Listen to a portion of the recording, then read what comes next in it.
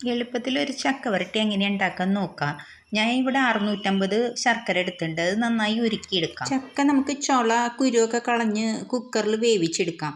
ഞാൻ ഒരു കട്ടിയുള്ള ചീനച്ചട്ടിയാണ് എടുത്തിരിക്കുന്നത്. അതിൽ ഈ നെയ്യ് ഒഴിച്ച് വരട്ടിയതിന് ശേഷം ശർക്കര ചേർക്കണത് കേട്ടോ. ശർക്കര ചേർത്ത് നന്നായി വഴറ്റി എടുക്കാം. ഇടയ്ക്ക് ഓരോ സ്പൂണ് നെയ്യ് ഒഴിച്ചു കൊടുത്ത് വേണം വരട്ടിയെടുക്കാൻ. അടിക്ക് പിടിക്കാണ്ട് വേണം നോക്കാനായിട്ട് കേട്ടോ.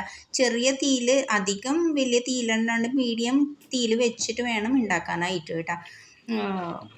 ഇടയ്ക്കിടയ്ക്ക് നെയ്യ് ഒഴിച്ചു കൊടുത്ത് വീണ്ടും നന്നായി വരട്ടിയെടുക്കാം. വരട്ടി ചീനച്ചട്ടിയിൽ നിന്ന് ഇങ്ങനെ വിട്ടു പോരണം സംഭവം. അപ്പോൾ ഇത് കണ്ടില്ലേ, നന്നായി നമ്മളിത് ചക്ക വരട്ടി റെഡിയായി വരുന്നുണ്ട് കേട്ടോ. റെഡിയായി കഴിഞ്ഞു. എല്ലാവരും ട്രൈ ചെയ്യണേ. Thank you friends.